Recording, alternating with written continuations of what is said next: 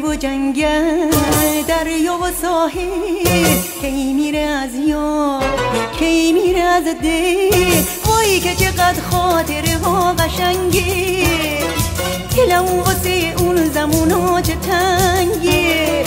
گذشته های دور من واسه من خواب و خیاله، خیاله. قشنگترین خاطره ها همه از شماله، شماله، شماله. خاطرات شمال محال یادم بره، اون همه شور و حال محال یادم بره.